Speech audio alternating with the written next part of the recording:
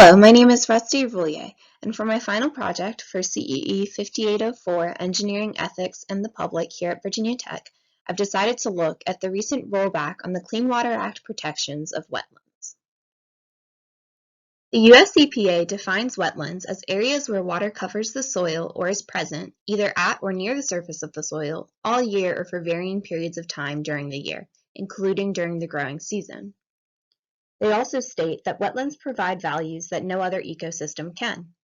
Some of these benefits include flood protection, improved water quality, protection of shorelines from erosion, protection of fish and wildlife habitats, and production of natural products such as cranberries and nuts. In addition, many estimates have been made that show that a large population in the United States relies on wetlands to provide a source of clean drinking water. The Clean Water Act was established in 1972, and it regulates the discharge of pollutants into U.S. waters. From 1973 to 2006, there was debate over the definition of jurisdictional waters under the Clean Water Act. The definition was debated once again in the Supreme Court in 2006. All 5 justices gave different interpretations, but 2 opposing interpretations stood out and are thought to be the basis of most succeeding regulations. Ultimately, the EPA and the Army Corps used the interpretations to provide guidance on the definition of jurisdictional waters. These included wetlands adjacent to both navigable waters and relatively permanent, including seasonal, non-navigable tributaries in the United States.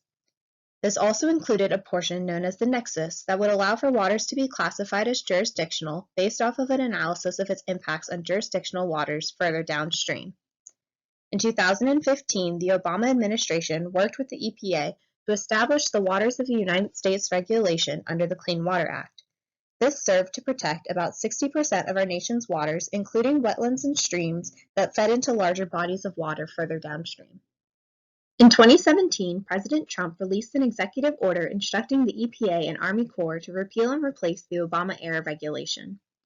In 2018, a proposal was released that is expected to be the basis of the regulation that will replace the Obama administration's regulation. This proposal significantly narrows the definition of jurisdictional waters and excludes the nexus portion. On September 12, 2019, the EPA announced the official repeal of the 2015 regulation.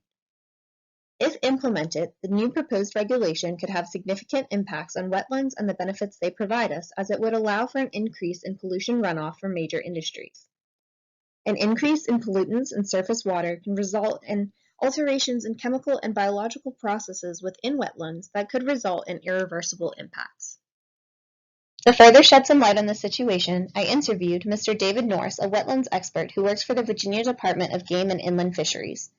Mr. Norris is knowledgeable about wetlands, however, he does not have an active role in influencing policy decisions. He does, however, have to apply these policies to his work. Because of this, I felt as though his insight could be valuable in investigating the impact due to the rollback in wetland protections further. I think my key takeaway from my interview with Mr. Norris was his overall perspective of the situation. He said that he would describe his feelings towards the rollback as cautiously optimistic. As of now, he does not believe he will see a big change in his job due to the rollback.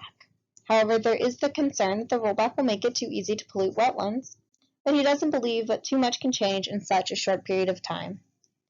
Regulations will change once again once the next administration change occurs. Overall, Mr. Norris gave me a unique perspective that I had not initially considered. He had a way of looking at potentially negative outcomes in a somewhat more positive light. One of the questions I focused on throughout this project was what role or responsibility does the EPA have or should have in protecting wetlands despite a rollback in previous protections? From the EPA's mission statement, as well as the EPA's guidance on ethics and conflicts of interest, it seems clear to me that their priority is supposed to be to the environment and the general public. The rollback and proposed regulation will favor a small subset of the public at the expense of overall environmental health.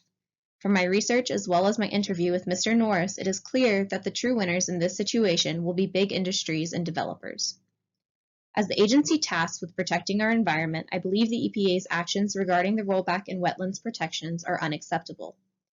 I do understand that EPA officials are tasked with a dilemma when administration changes occur in staying true to their mission and pleasing outside parties, but in the case of the rollback in wetlands protections, it seems as though they are moving backwards for the benefit of a few big industries. I do believe that the EPA should be doing more to protect our wetlands and the many benefits that they provide us. Thank you, and here are the sources I used for both my research paper and this presentation. Thanks.